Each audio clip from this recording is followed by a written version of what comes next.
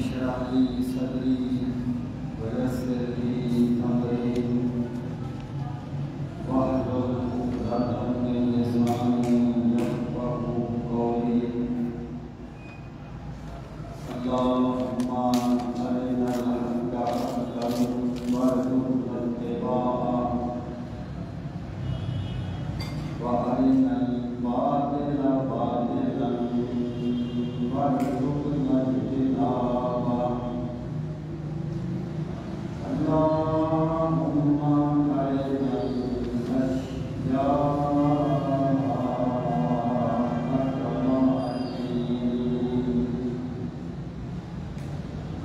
إن الله وملائكته يصلون على النبي يا أيها الذين آمنوا صلوا عليه وسلموا تسليما اللهم صل وسلم على سيدنا مولانا محمد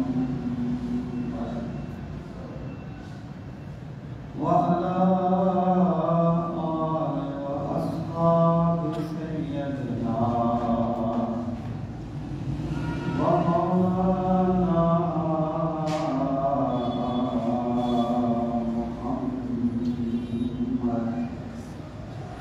وبارك وسلم وصلى عليه الصلاة والسلام عليك يا رسول الله وعلى آلك وأصحابك يا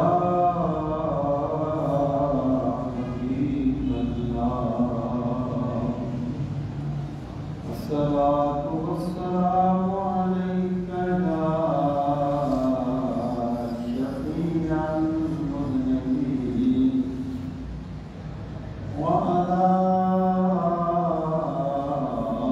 آلك وأصحابك يا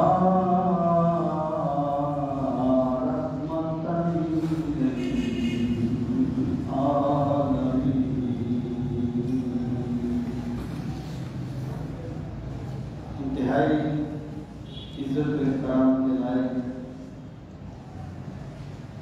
قابل سر تقریم معزز و محترم سامعین کرام، یہ ربیع الثانی کا مہینہ ہے اور حضور شہنشاہ بغداد حضرت غوث السمدانی شہباز لامکانی حضرت شیخ عبدالقادر جیلانی رضی اللہ تعالیٰ عنہ کے اس سے بات کا مہینہ ہے۔ اسی مناسبت سے پچھلے جمعہ المبارک کے موقع پر میں نے آپ کی کتاب فتوح الغیب سے خطبہ نمبر 78 جو ہے وہ پڑھنا ہی کیا تھا تاکہ ہم نے سمجھیں کہ حضرت شیخ عبدالقادر جیلانی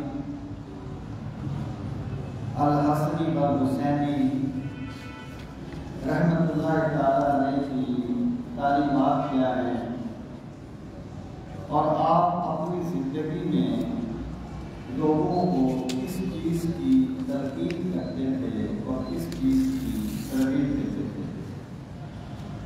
تو یہ جو بات ہے جو مطالعہ پڑھ رہا تھا اس کا عنوان تھا کہ فی اہل المجاہدۃ والمحاسبہ وأولی العزم وبیان رسالہ، کہ اہل مجاہدہ اور اہل محاسبہ جو ہیں اور جو اولو العزم لوگ ہیں، ہمت والے لوگ ہیں، نشانیاں کیا ہیں؟ تو میں نے یہ عرض کیا تھا کہ اہل مجاہدہ سے مراد کیا ہے، اہل محاسبہ سے مراد کیا ہے، العزم سے کیا مراد ہے. اور پہلی چیز جو میں نے عرض کی تھی کہ آپ فرماتے ہیں کہ ان کی 10 نشانیاں ہیں. جو لوگ اہل مجاہدہ ہیں ان کی 10 نشانیاں ہیں. ان کی پہلی نشانی یہ ہے کہ وہ اللہ تعالیٰ کے پاک نام کو کبھی اپنے مفاد کے لیے استعمال نہیں کرتے. وہ نہ جھوٹی قسم کھاتے ہیں اور نہ سچی قسم کھاتے ہیں، کیونکہ جھوٹی قسم تو ویسے ہی جھوٹ ہے، اور سچی قسم میں بھی دراصل بندے کا اپنا ایک مفاد ہوتا ہے. اس میں کوئی شک نہیں ہے کہ اس کی اجازت ہے، لیکن جو اہل ہمت ہیں وہ اس سے بھی اوائڈ کرتے ہیں. اور پھر میں نے یہ عرض کیا تھا کہ ابدیت کے راہوں پر چلتے ہوئے ایک ایسا مرحلہ آ جاتا ہے جہاں اللہ تعالیٰ کے نام کی قسم کھانا اللہ تعالیٰ کا ذکر بن جاتا ہے. وہاں اپنا مفاد نہیں مقصود ہوتا بلکہ اللہ تعالیٰ کا ذکر مقصود ہوتا ہے. تو وہاں جا کر اللہ پاک کے پاک نام کی قسم کھانا اس کی حیثیت بدل جاتی ہے. جیسے کہ رسول کریم صلی اللہ تعالیٰ علیہ وسلم بہت سے مواقع پر جب آپ اللہ کی کسی حکم کو یا دین کے کسی پیغام کو تاکیداً بیان فرمانا چاہتے ہیں تو وہاں آپ اللہ تعالیٰ کے نام کی قسم کرتے ہیں. جیسے کہ آپ فرمایا کرتے تھے والذی بیدہ نفس محمد صلی اللہ علیہ وسلم کہ اس ذات کی قسم ہے جس کے قبضہ قدرت میں میری جان ہے. پھر آپ آگے کوئی ایسی چیز بیان فرماتے تھے جس کا تعلق دین کے ساتھ ہوتا تھا، دین کے فہم کے ساتھ ہوتا تھا. جیسے آپ نے فرمایا کہ من تواضع للہ رفعہ اللہ، جو اللہ کے لیے عاجزی اختیار کرتا ہے اللہ تعالیٰ اسے سر بلند کر دیتا ہے. اور ما زاد اللہ بعفو الا عزا، اور جو بھی بندہ اپنی کسی غلطی پر معافی مانگ لیتا ہے اللہ اس کی عزت میں اضافہ فرماتا ہے. لیکن ایسی باتوں کو بیان کرنے کے لیے سرکار اللہ کی قسم کرتے تھے اور یہ اپنے کسی مفاد کے لیے نہیں تھی بلکہ رب کا کلمہ بلند کرنے کے لیے. کیا حیثیت بدل ہے. یہ پہلی چیز تھی جس پر میں تفصیل سے پچھلے نشست میں عرض کر چکا ہوں. اب دوسری ان کی نشانی کیا ہے؟ فرماتے ہیں الثانیہ یجتنب الکذب لا حاصلا ولا جادا لأنه إذا فعل ذلك وأحكمه من نفسه فاعتاده لسانه شرع الله تعالى به صدره وصفى به علمه أنه لا يعرف الكذب وإذا سمعه من غيره عاد ذلك عليه وغيره به في نفسه إن عاد له عاده بزوال ذلك كان له الصواب. فرماتے ہیں دوسری اس کی نشانی یہ ہے کہ وہ جو اہل محاسبہ ہیں اللہ کے نیک بندے قرب الہی کی منزلوں کی طرف گامزن وہ جھوٹ سے بچتے ہیں. نہ وہ مذاق میں جھوٹ بولتے ہیں اور نہ سنجیدگی میں جھوٹ بولتے ہیں. یعنی مذاق میں جھوٹ کیا ہوتا ہے؟ جیسے ہمارے یہاں ایک فرق اپریل فول کا تصور ہے. جھوٹ جو ہوتا ہے وہ ایک برائی ہے، ایک گندگی ہے. دیکھیں نا، ایک میں مثال دیتا ہوں کہ ایک گلا سڑا پھل ہے، اسے کوئی بندہ سنجیدگی سے اٹھائے گا یا مذاق میں اٹھائے گا، اس کی غلاظت تو وہی رہے گی جو ہے۔ اسی طریقے سے جھوٹ ہے، جھوٹ کی بھی ایک گندگی ہے، اس کی بھی ایک غلاظت ہے۔ تو اللہ کے جو بندے ہیں وہ نہ مذاق میں جھوٹ بولتے ہیں اور نہ سنجیدگی سے جھوٹ بولتے ہیں۔ اب یہاں آپ تھوڑی سی اس کی تحریر ہیں کہ ایک بندہ جو جھوٹ بولتا ہے وہ کس لیے بولتا ہے؟ کوئی بندہ شوق سے جھوٹ نہیں بولتا، بلکہ اپنے خیال میں وہ اپنے مفاد کے دفاع کے لیے جھوٹ بولتا ہے۔ وہ سمجھتا ہے کہ اگر میں سچی بات کروں گا تو یہاں میرے لیے بڑے نقصان کا اندیشہ ہے، تو وہ جھوٹ بول کے اپنا مفاد بچا لیتا ہے۔ یا کبھی ایسا بھی ہوتا ہے کہ بندے کو پتا ہے کہ جو میں کہہ چکا ہوں یہ بات غلط ہے، تو صحیح نہیں ہے، وہ جھوٹ ہے، پھر وہ اس پہ ڈٹ جاتا ہے کیا اگر میں نے سچ بولا تو میری انسلٹ ہو جائے کہ پہلے اس نے کیا کہا تھا، اب یہ کیا کہتا ہے۔ جن کی اللہ کے ساتھ لو لگ جاتی ہے پھر وہ اپنی انا کو نہیں بچاتے، اپنے رب کے ساتھ اپنی بندگی کے تعلق کو بچاتے ہیں،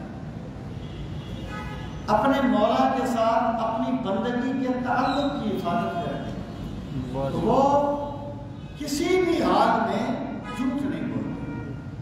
اب دیکھیں اس کو اگر آپ تھوڑا سا اور آگے دیکھیں،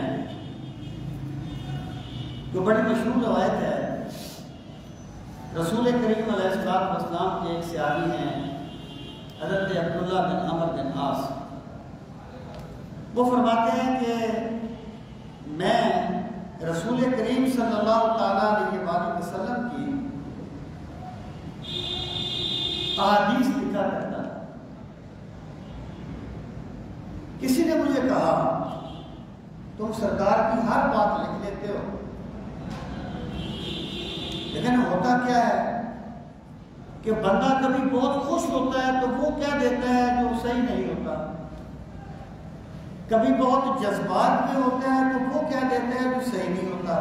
جی ہمارے کتنے لوگ کہتے ہیں یار وہ تو پبلک ڈیلر کی وہ بغیر جلسے کی بات تھی نا، یعنی بندہ جو ہے وہ اپنی کیفیات کو کنٹرول نہیں کر سکتا، اور وہ کبھی خوشی میں وہ بات کہہ دیتا ہے جو ہر وقت مبنی نہیں ہوتی، اور کبھی غصے میں وہ بات کہہ دیتا ہے جو ہر وقت مبنی نہیں ہوتی۔ تو مجھے کسی نے کہا تم ہر بات میں کہتے ہو،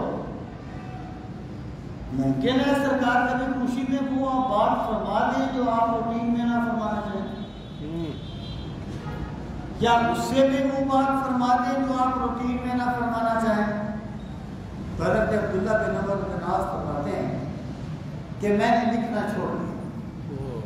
سرکار نے مجھ سے پوچھا لکھتے کیوں نہیں ہو، احادیث کیوں نہیں لکھتے، تو میں نے صورتحال عرض کی۔ آپ نے فرمایا اکتب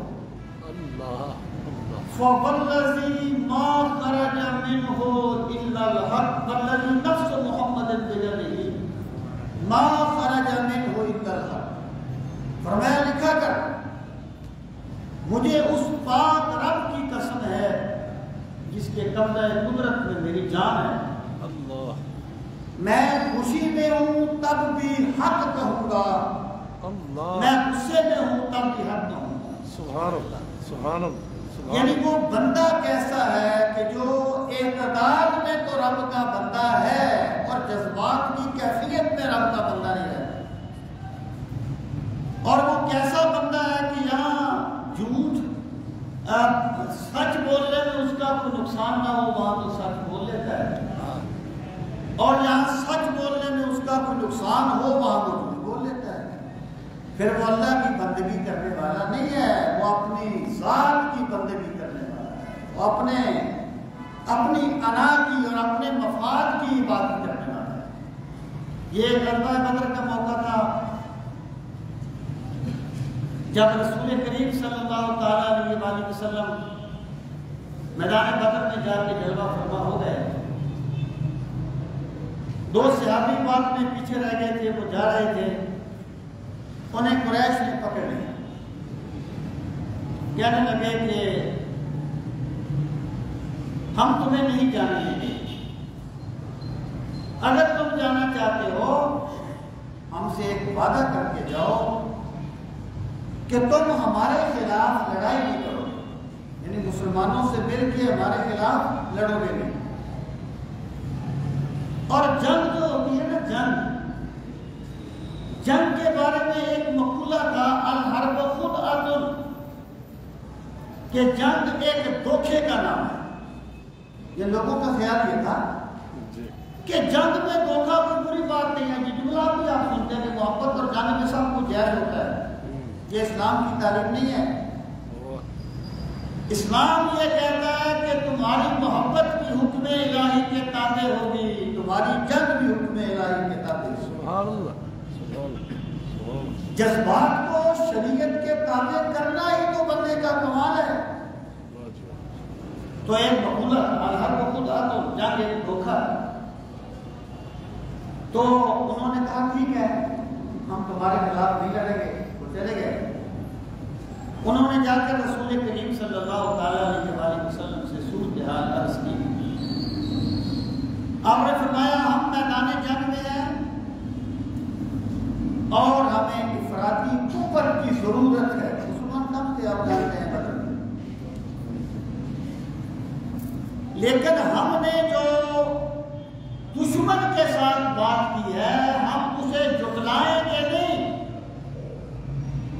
ہم امن میں بھی سچ پر قائم رہیں گے اور جنگ میں بھی سچ پر قائم رہیں گے۔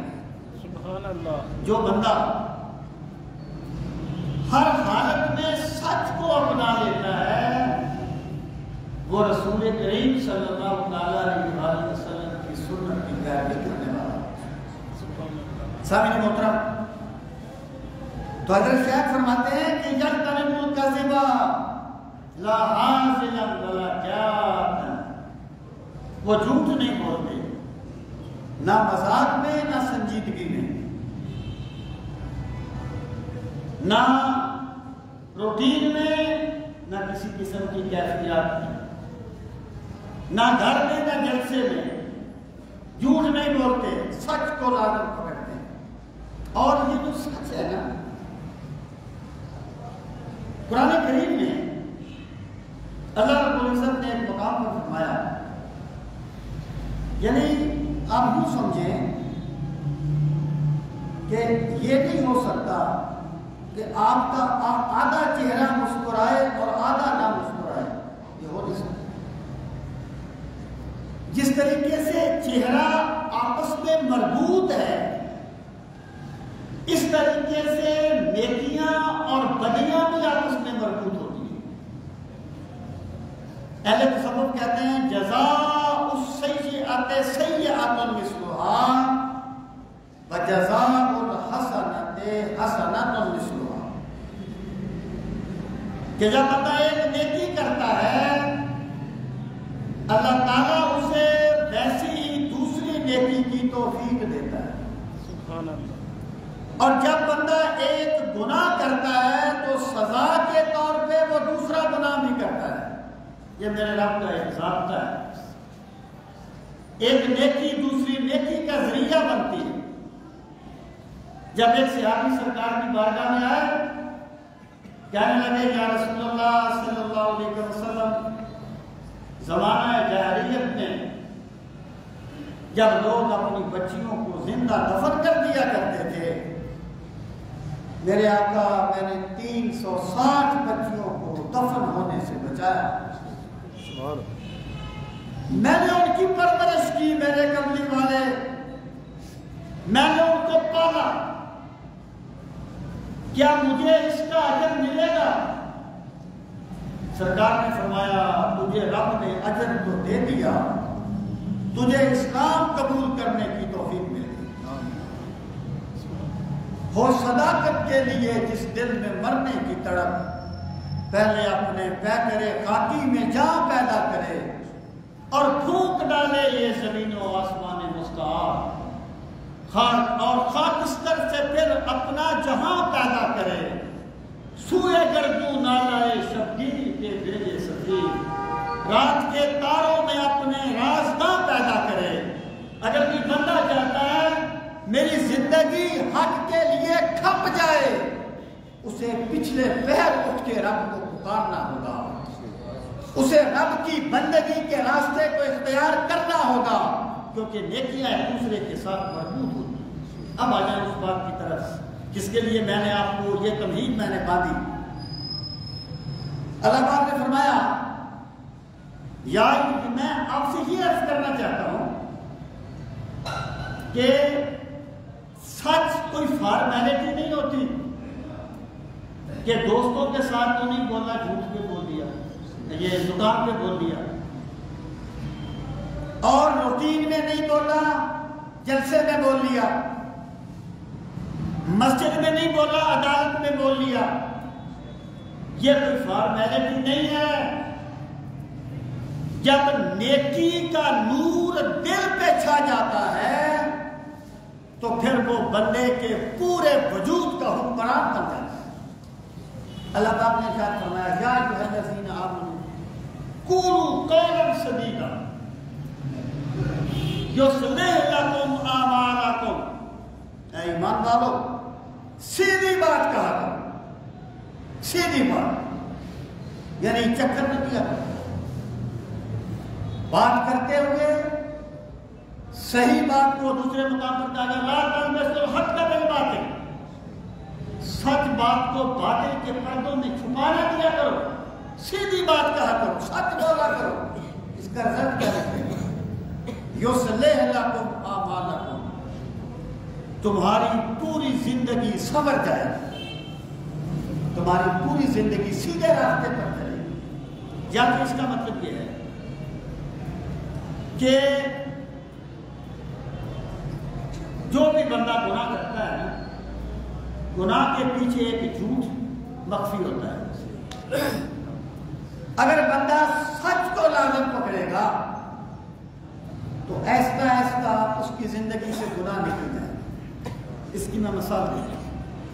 ایک صحابی سرکار کی بارگاہ میں آئے،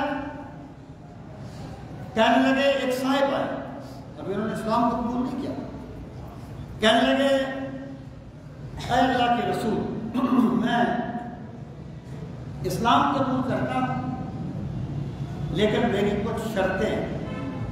آپ نے فرمایا کیا شرطیں؟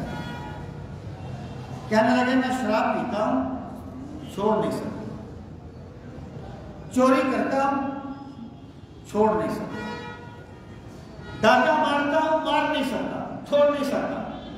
آپ نے فرمایا ایک مجھ سے وعدہ کر، سچ بولے گا،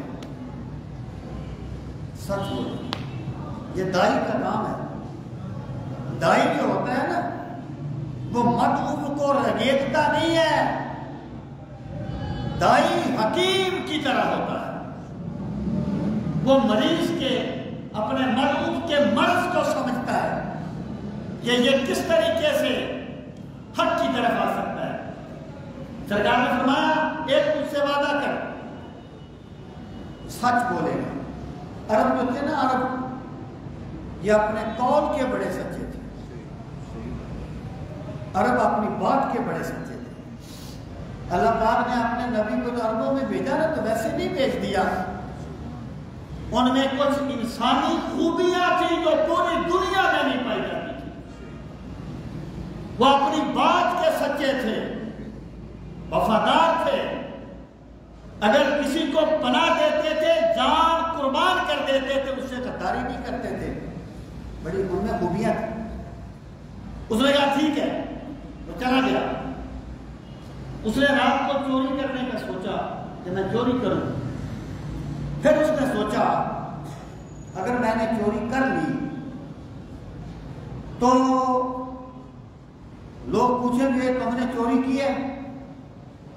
اگر میں نے کہا کی ہے تو جس کی چوری ہوئی ہے وہ مجھے پکڑ لے گا.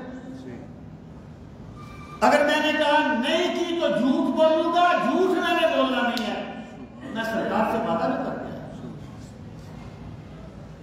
پھر اس نے کہا چلو چوری نہیں کرتے. پھر سوچا ڈاکہ مارتے ہیں, پھر یہی بات سوچی, ڈاکہ بھی چھوڑ دیا, ہر گناہ اس نے چھوڑ دیا. یا تو اس کا یہ مطلب ہے کہ جب بندہ سچ کا راستہ اختیار کرے گا اس کی زندگی سے گناہ نکل جائیں گے. یا اس کا مطلب یہ ہے کہ ایک نیکی دوسری نیکی کا ذریعہ بنتی ہے. جب وہ سچ کی نیکی کرے گا تو اللہ تعالیٰ اس کے لیے دوسری نیکیوں کے راستے آسان کر دے گا. تو اللہ نے فرمایا تم سچ کو لازم پکڑو, یصلح لکم اعمالکم, تمہاری زندگی کے اعمال اللہ تعالیٰ درست کر دے گا. تو حضرت صاحب فرماتے ہیں اہل مجاہدہ کی نشانی یہ ہے کہ وہ سچ کو لازم پکڑتے ہیں, نہ مذاق میں جھوٹ بولتے ہیں, نہ سنجیدگی سے جھوٹ بولتے ہیں. اور پھر فرمایا لأنه اذا فعل ذلك, کیونکہ جب ایک بندہ سچ کا عادی ہو جاتا ہے. دیکھیں جس طرح بری عادت میں ایک اٹریکشن ہوتی ہے نا, اس لیے بندہ بری عادت کو اپناتا ہے, اس پہ ایک اٹریکشن ہے. اللہ کی قسم نیکی کی عادت میں اس سے کہیں بڑھ کے اٹریکشن ہے. لیکن بندہ کم ضرب واقع ہوتا ہے کہ چھوٹے درجے پر اٹھ جاتا ہے. ایک بندہ اگر چوری کرتا ہے تو کسی مفاد کے لیے کرتا ہے, کسی فائدے کے لیے کرتا ہے نا. لیکن رزق حلال کما کے رات کی تنہائی میں جا کے اپنے خون پسینے کی کمائی کسی محتاج کی ہتھیلی پہ رکھنے میں میرے رب نے جو کیفیت رکھی ہے اسے چور کیا جانے, اسے ڈاکو کیا جانے. تو ہی نادا چند کلیوں پہ کنار کر گیا, ورنہ گلشن میں علاج تنگی یہ داماں بھی تھا. تو نے کبھی خدا سے مانگا ہی نہیں ہے کہ مالک مجھے نیکی کی لذت دے, مجھے نیکی کی حلاوتیں نصیب فرما. تو یہ فارمیلٹی نہیں ہوتی, یہ بندے کے من میں اتر جاتی ہے. اور پھر حالات جیسے بھی ہوتے ہیں بندہ کبھی بھی اس نیکی کو چھوڑتا نہیں, کیونکہ اس کا سکون اللہ نے اس میں رکھ دیا. لہذا اذا حکم من نفسہ, کیونکہ جب بندہ اپنے دل میں سچ کو, میں آپ کو مشورہ دوں, ایک حضرت شیخ عبد القادر کا وہ تعارف ہے جو ہم دیکھتے ہیں, ایک وہ ہے جو ان کی کتابوں میں ہے. خدا نہ ان کی کوئی ایک کتاب لازمی پڑھ لیں تاکہ ہمیں پتہ چلے کہ حضرت شیخ کے نام پہ کیا کیا ہوتے ہیں. حضرت شیخ عبد القادر جیلانی اسلام کے مبلغ ہیں, قرآن کے مبلغ ہیں, دین کے مبلغ ہیں. وہ نذرانے بٹورنے والے نہیں, غریبوں میں تقسیم کرنے والے ہیں. سبحان اللہ. اور وہ روح دین کو لوگوں تک پہنچانے کے لیے اپنی پوری زندگی کو والے. انہوں نے کہیں نہیں کہا تھا کہ رنگ برنگے کپڑے پہنا کرو, انہوں نے کہیں نہیں کہا تھا یہ بھیک مانگا کرو اور پھر اس سے میرے نام کے پروگرام کیا کرو.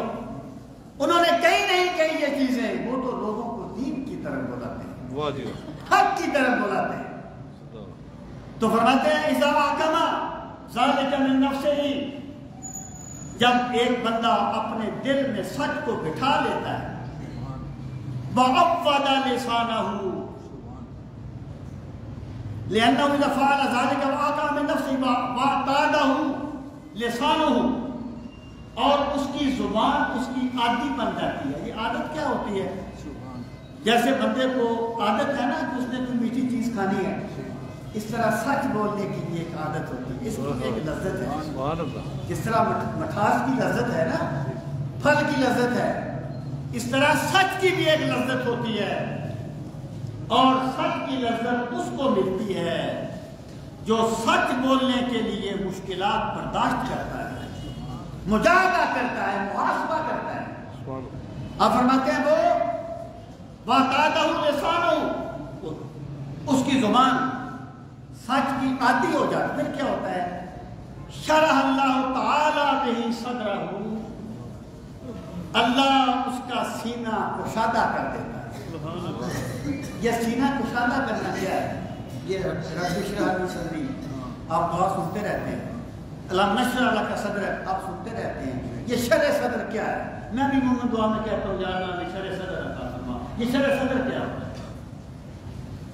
دیکھیں جو بندے تقریر کرتے ہیں یا ویسے بھی آپ ہر بندہ محسوس کرتا ہے، ایک چیز وہ ہوتی ہے جو بندہ سوچ کے آتا ہے کہ میں نے کہنی ہے،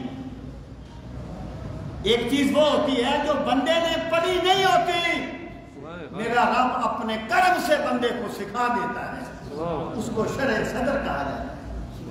رسول کریم علیہ السلام نے فرمایا من اخلص للہ 40 یوما جرت ینابیع الحکمت من قلبہ علی لسانہ، جو بندہ اپنے آپ کو 40 دن کے لیے اللہ کے لیے خالص کر لیتا ہے، اللہ اس کے دل سے حکمت کے چشمے جاری کر دیتا ہے۔ اللہ اکبر۔ جو زبان سے جاری ہوتے ہیں، جو زبان سے جن کا اظہار ہوتا ہے۔ اور آپ نے یہ بھی فرمایا کہ جو بندہ اپنے علم پہ عمل کرے گا، اب علم صرف مولویوں کے پاس ہی نہیں ہوتا، سب کے پاس ہوتا ہے، سب کو پتا ہے میں نے سچ بولنا ہے، میں نے نماز پڑھنی ہے، میں نے حرام نہیں کھانا، میں نے رشتہ داروں کے حقوق ادا کرنے ہیں، سب کو پتا ہے۔ یہ اہل علم صرف وہ نہیں ہوتے جو کسی مخصوص لباس میں ہوتے ہیں، ہر بندے کے پاس علم ہوتا ہے۔ سرکار نے فرمایا جو اپنے علم پہ عمل کرتا ہے اللہ تعالیٰ اسے وہ بھی سکھا دیتا ہے جو اس نے سیکھا نہیں ہوتا۔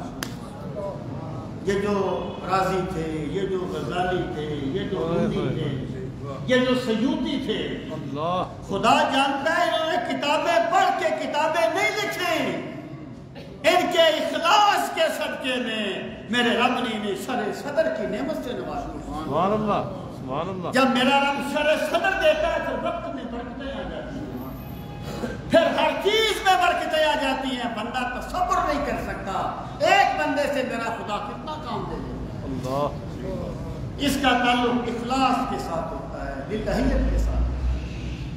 دو حضرت شیخ فرماتے ہیں جب بندہ یہ کرتا ہے پھر کیا ہے، اور اپنی زبان کو سچ کا عادی بنا لیتا ہے، شرح اللہ تعالی بہ صدرہ، پھر اللہ اس کے سینے کو کشادہ کر دیتا ہے۔ سبحان اللہ۔ وَصَفَا بِهِ عِلْمُهُ وَصَفَا بِهِ عِلْمَهُ، اور اللہ اس کے علم کو صاف کر دیتا ہے۔ علم کو اللہ صفائی دے دیتا ہے۔ یہ علم کو صفائی کیا ہے؟ سرکار نے فرمایا العلم علمان، العلم علمان، علم علی اللسان فذلک حجت اللہ علی ابن آدم، وعلم فی القلب فذلک العلم النافع، کما قال النبی صلی اللہ علیہ وسلم۔ علم کی دو قسمیں ہیں، ایک علم وہ ہے جو صرف زبان تک رہتا ہے۔ ایک بہت بڑے بندے کے بارے میں ایک بہت بڑے بندے نے تبصرہ کیا، یونیورسٹی میں تھا، میں نے کہا اس کو ان کے بارے میں کیا خیال ہے؟ کہنے لگا ان سے بڑا صاحب علم بھی کوئی نہیں، ان سے بڑا کرپٹ بھی کوئی نہیں۔ جس بندے نے علم کو دنیا کے لیے استعمال کیا، جس بندے نے علم کو لوگوں کو چکر دینے کے لیے استعمال کیا، اس کا علم صاف نہیں ہے، اس کا علم صرف زبان تک ہے۔ اور یہ جو علم ہے یہ قیامت کے دن اللہ کے نزدیک اس بندے کے خلاف حجت بن جائے۔ سرکار نے فرمایا قیامت کا دن ہوگا، آگ ایک بندے کو اچھال کے باہر مارے گی، اس کا پیٹ پھٹ جائے گا، اس کی آنتڑیاں باہر نکلیں گی، اور وہ اپنی آنتڑیوں کے گرد گھومے گا جیسے گدھا چکی کے گرد گھومتا ہے۔ لوگ اکٹھے ہو جائیں گے، لوگ کہیں گے اے فلاں تو بڑا دین کو سمجھنے والا تھا، تو ہمیں دین کی باتیں بتایا کرتا تھا، تیرے ساتھ کیا ہو گیا؟ وہ کہے گا میں تمہیں تو نیکی کی تلقین کیا کرتا تھا لیکن میں خود نیکی پہ عمل نہیں کیا کرتا تھا۔ حضرت شیخ فرماتے ہیں علم اس کا صاف ہوتا ہے جو سچ کو لازم پکڑتا ہے، اور دوسرا علم کون سا ہے؟ علم فی القلب، جو دل میں اتر جاتا ہے، فذالک العلم النافع، وہی تو علم نافع ہوتا ہے۔ سرکار نے فرمایا من تعلم العلم لیجاری بہ العلماء ولیماری بہ السفہاء ویصرف بہ وجوہ الناس ادخلہ اللہ فی النار۔ جس بندے نے اس لیے علم پڑھا کہ وہ لوگوں پر اپنے علم کا روب جمائے، دوسروں کو لاجواب کر دے اور لوگوں کی توجہات کا مرکز بن جائے، اللہ اس شخص کو دوزخ میں داخل کرے گا۔ اس کا علم نافع نہیں ہے۔ حضرت شیخ عبد القادر جیلانی فرماتے ہیں جب بندہ یہ دین کے نام پہ، یہ تصوف کے نام پہ جتنے کاروبار کیے جاتے ہیں، بنیاد یہ ہے سچ کو لازم نہیں پکڑا، علم صاف نہیں رہا، فرماتے ہیں اللہ اس کے علم کو صاف کر دیتا ہے۔ کأنہ لا یعرف الکذب، گویا وہ جھوٹ کو جانتا ہی نہیں۔ یہ کنسپٹ ہوتا ہے، جب قابیل نے حابیل کو قتل کر دیا، اب اس کو کیا پتا بندہ قتل ہو گیا، اس کو میں نے کیا پتا؟ تو کبے نے آ کے دوسرے کبے کو مارا، اس کو زمین کو کڑیدا، اس کو پھینکا، اوپر سے مٹی ڈالی اور چلا گیا۔ اس نے کہا اچھا میں بھی ایسا کنسپٹ ہوتا ہے۔ مراد یہ ہے جس بندے کا دل صاف ہو جائے سچ کی وجہ سے، علم صاف ہو جائے، پھر وہ جھوٹ سے ایسے ناواقف ہو جاتا ہے کہ گویا اسے پتہ ہی نہیں ہوتا کہ جھوٹ بھی کوئی چیز ہے، اس کا سب کچھ لٹ جائے، وہ سچ کو لازم پکڑتا ہے۔ ارشاد فرمایا وَإِذَا سَمِعَهُ مِنْ غَيْرِهِ عَابَ ذَلِكَ عَلَيْهِ وَأَنْكَرَهُ فِي نَفْسِهِ۔ جب وہ کسی دوسرے بندے سے جھوٹ سنتا ہے نا تو اس بندے کو اس پر مطلع کرتا ہے کہ تو غلط کر رہا ہے، اس بندے کو ٹوکتا ہے، اس کو عیب لگاتا ہے کہ تو غلط کر رہا ہے۔ وَعَيَّرَ بِهِ فِي نَفْسِهِ، اور اپنے دل میں اس سے ایک اور محسوس کرتا ہے۔ جیسے دیکھیں نا ایک بندہ ہے، آپ فرض کریں اس کے کپڑے گندے ہیں، اس کے پاس بندے بیٹھنا پسند نہیں کرتے، یا اس سے بدبو آتی۔ جب اللہ ایمان دے دیتا ہے نا تو پھر اللہ کے باغیوں سے، اللہ کے سرکشوں سے محبتیں نہیں کی جاتی، پھر انہیں سمجھانے کی کوشش کی جاتی۔ ارشاد فرمایا وَإِنْ دَعَا لَهُ بِزَوَالِ ذَلِكَ كَانَ لَهُ ثَوَابٌ۔ دیکھیں بندہ جو ہے نا، بندہ اس کی ایک حد ہے، وہ جو سرکار نے فرمایا مَنْ رَأَىٰ مِنْكُمْ مُنْكَرًا فَلْيُغَيِّرْهُ بِيَدِهِ فَإِنْ لَمْ يَسْتَطِعْ فَبِلِسَانِهِ فَإِنْ لَمْ يَسْتَطِعْ فَبِقَلْبِهِ وَذَلِكَ أَضْعَفُ الْإِيمَانِ۔ کہ جب تم میں سے کوئی بندہ کسی برائی کو دیکھے، کسی ظلم کو دیکھے تو اپنی طاقت سے اسے روکو، اگر طاقت نہیں رکھتا پھر اسے زبان سے برا بلائے، زبان سے روکو، اگر زبان سے بھی نہیں روک سکتا تو اسے دل میں برا ضرور جانے، دل میں کوڑے۔ جیسے طاقتور آدمی کسی کمزور آدمی کا ہاتھ مار لے، پیسہ بھی اس کے پاس ہے، اقتدار بھی اس کے پاس ہے، لوگ بھی اس کے ساتھ ہوتے ہیں جس کے پاس دولت ہوتی ہے، الا ماشاءاللہ، تو وہ بندہ اندر سے پڑتا ہی رہے گا نا کہ میں کیا کر سکتا ہوں۔ تو یہ برائی کے معاملے میں کم سے کم درجہ اندر سے پڑنا ہے۔ حضرت شیخ فرماتے ہیں وہ اپنے دل میں کوڑے اور پھر کیا کرے؟ اگر وہ اس کے لیے دعا مانگے کہ پروردگار عالم میرا بھائی جھوٹ بولتا ہے، وہ فلاں گناہ میں مبتلا ہے، اسے ہدایت دے دے، کانا لہو ثواب، اسے ہدایت مل گئی اسے پھر بھی ثواب ملے گا، اسے ہدایت نہ ملی اسے پھر بھی ثواب ملے گا۔ یہ حضرت شیخ عبد القادر جیلانی رحمۃ اللہ تعالیٰ علیہ، آپ جانتے ہیں نا، وہ تو ماں نے کہا تھا سچ بولنا، میری ماں نے مجھے کہا تھا بیٹا جھوٹ نہیں بولنا، اس لیے میں نے تم سے جھوٹ نہیں بولا، جو رب اس سے کہا۔ تو آپ فرماتے ہیں یہ ان کی دوسری صفت ہے، اہل محاسبہ کی، اہل مجاہدہ کی، جو لوگ اللہ کو راضی کرنے کے لیے کوشش کرتے ہیں ان کی بات ہوئی۔ الثالثہ، ان کی تیسری نشانی کیا ہے؟ ان یحذر ان یعد احدا شیئا فیخلفہ، وہ اس چیز سے ڈرتا ہے کہ وہ کسی سے کوئی وعدہ کرے اور پھر اسے پورا نہ کرے، یعنی وہ وعدے کو کوئی معاشرتی عمل نہیں سمجھتا کہ ٹھیک ہے میں نے وعدہ کیا میں نے پورا نہیں کیا، وہ ایسی بات نہیں ہے۔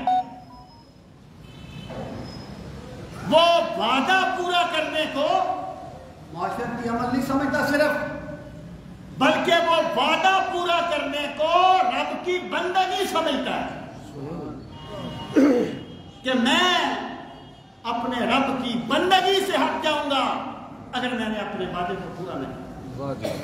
اللہ پاک نے فرمایا اوفوا بالعہد ان العہد کان مسئولا، اور اپنے وعدوں کو پورا کرو، تم سے قیامت کے دن وعدوں کے بارے میں بھی سوال ہوگا، تم سے قیامت کے دن وعدوں کے بارے میں بھی سوال ہوگا۔ وہ وعدہ کوئی فرد کرے، کوئی سیاسی لیڈر کرے، کوئی قوم کرے، ہر وعدے کا اللہ کو جواب دینا ہوگا۔ اور بندہ جو وعدہ کرتا ہے، وعدہ صرف افراد سے نہیں ہوتا، وعدہ کبھی فرد سے ہوتا ہے، کبھی وعدہ رسول کریم صلی اللہ علیہ وسلم سے ہوتا ہے، کبھی وعدہ اللہ تعالیٰ سے ہوتا ہے۔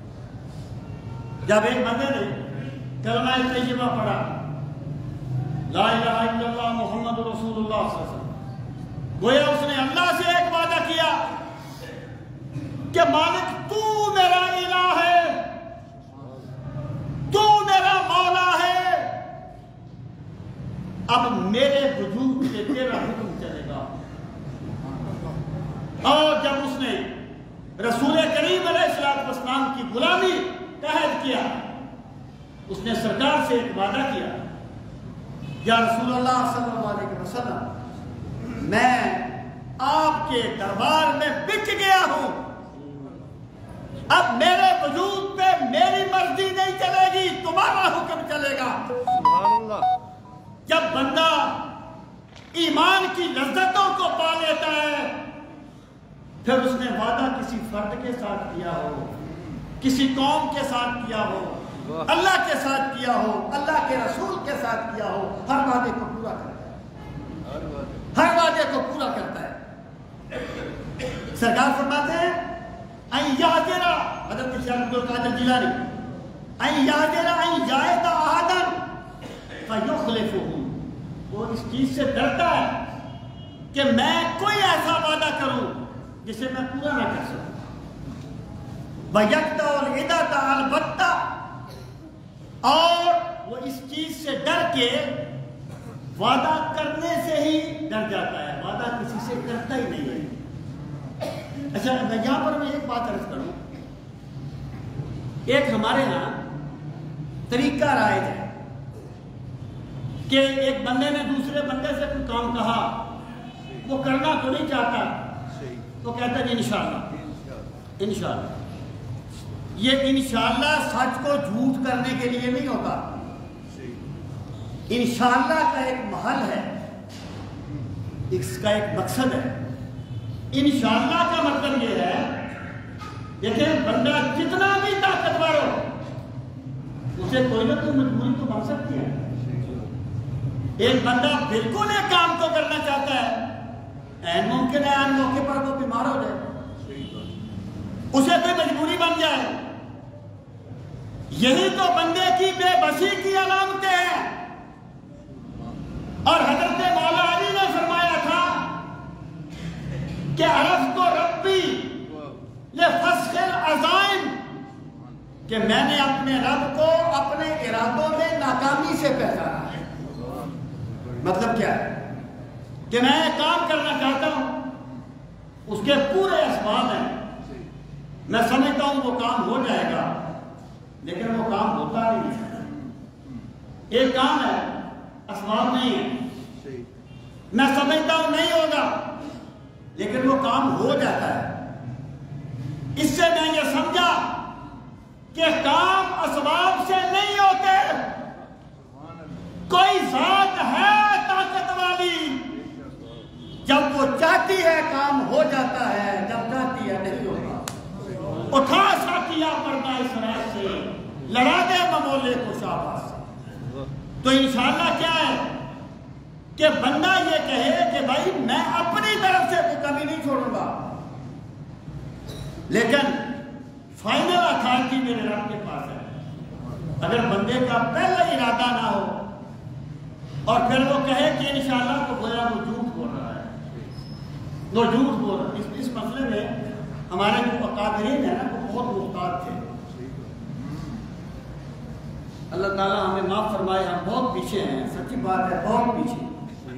اور اس پر مصیبت یہ ہے کہ ہمیں اس کا احساس نہیں ہے، ہمیں اس کا احساس نہیں ہے. امام غزالی نے لکھا کہ ایک بندہ کھانا کھا رہا ہے، اس کا دوسرا بندہ آ گیا.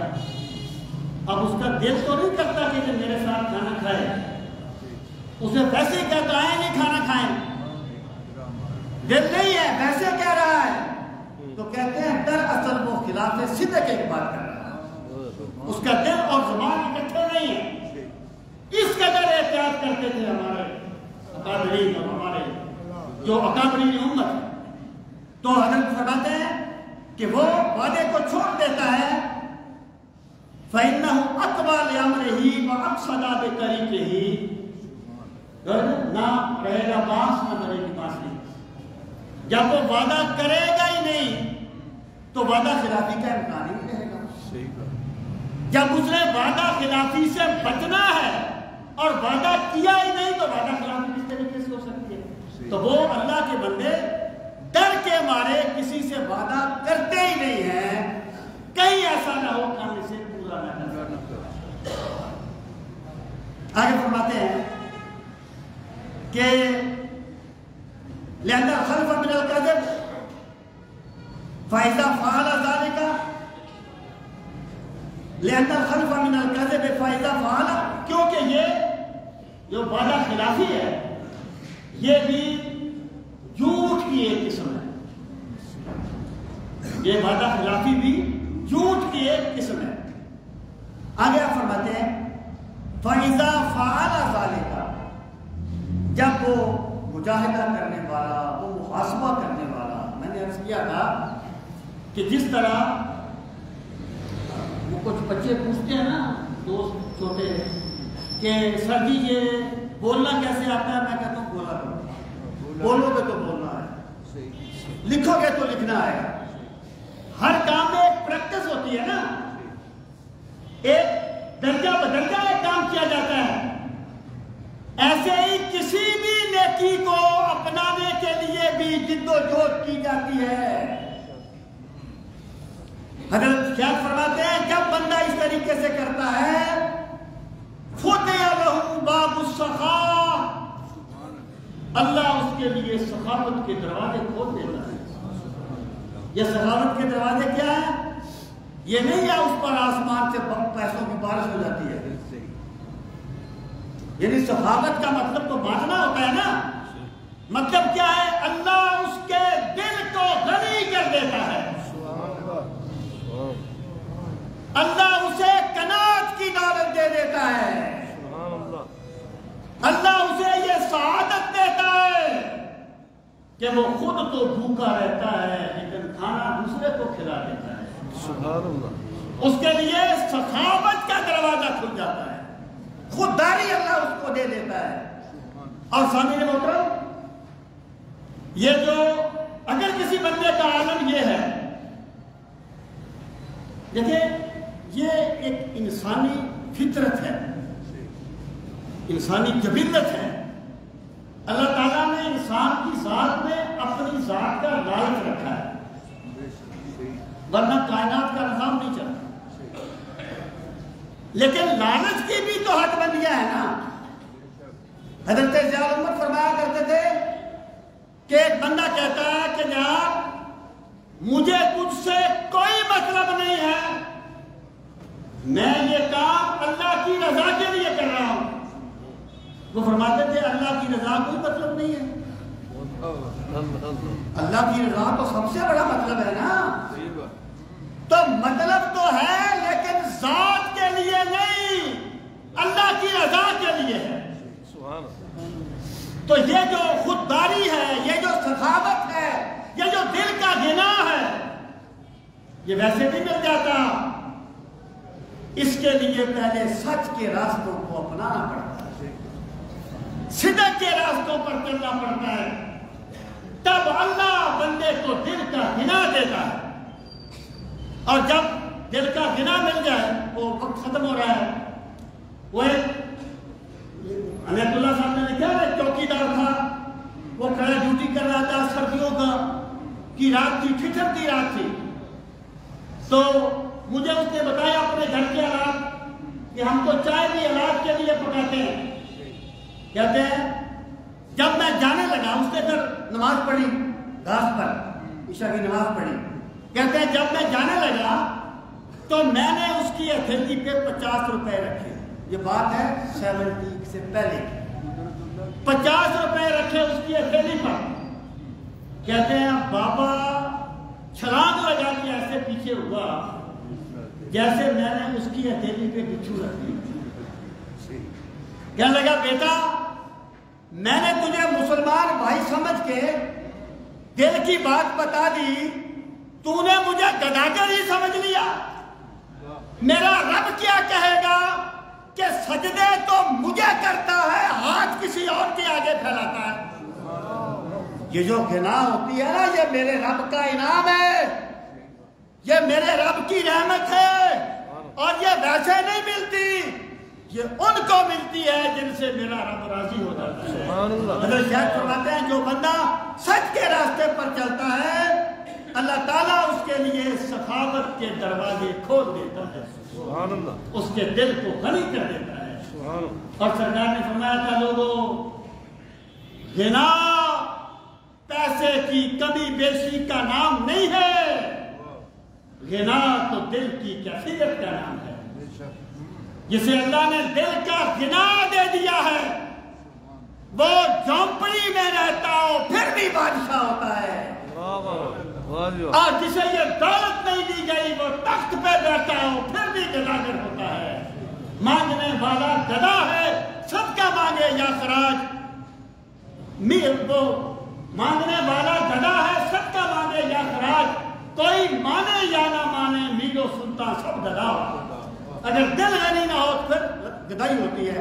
آگے فرماتے ہیں وَدَرْجَةَ الْحَيَاءِ, اللہ اس کی آنکھوں میں حیا پیدا کر دیتا ہے. اللہ حیا کے درجے اس پر کھول دیتا ہے, شرم و حیا اسے آ جاتی ہے. وَآتَى مَوَدَّةً فِي الصَّادِقِينَ, اور اللہ اسے سچوں کی محبت نصیب فرما دیتا ہے. اللہ اسے سچوں کی محبت نصیب فرما دیتا ہے. اس کا دل چاہتا ہے میں کسی اللہ والے کے پاس جاؤں. ہم کہتے ہیں کوئی اللہ والا نہیں رہا. کبھی سوچا ہم نے ڈھونڈے کتنے ہیں؟ یہ کس لیے اتنے ملکوں کا سفر کرتے تھے دادا اجمیری اور خواجہ اجمیری اور تمام اولیاء اللہ کی آپ سیرتیں پڑھیں. اور میرے بھائی جس طرح زبان کا فیض ہوتا ہے اس طرح صحبت کا بھی فیض ہوتا ہے. یہ صالحین کے پاس بیٹھنا قرب الہی کی بڑی منزلیں طے کروا دیتا ہے. ہے. حضرت شان فرماتا ہے جو بندہ اس طرح کرتا ہے اللہ تعالیٰ اسے سچوں کی محبت نصیب فرما دیتا ہے. وَرَفَعَهُ عِنْدَ اللَّهِ جَنَاحَ الثَّنَاءِ، اور اللہ کی بارگاہ میں اس کی تعریف و توصیف بلند ہو جاتی ہے. اللہ اس بندے سے راضی ہو جاتا ہے، اللہ اس بندے سے خوش ہو جاتا ہے جو سچ کے راستے کو اپناتا ہے. سبحان اللہ. یہ میں نے 3 خصلتیں بیان کی ہیں اہل محاسبہ کی. انشاءاللہ باقی میں اگلے جمعے پر بیان کروں گا. اللہ تعالیٰ ہم سب کو دین کا فہم صحیح نصیب فرمائے.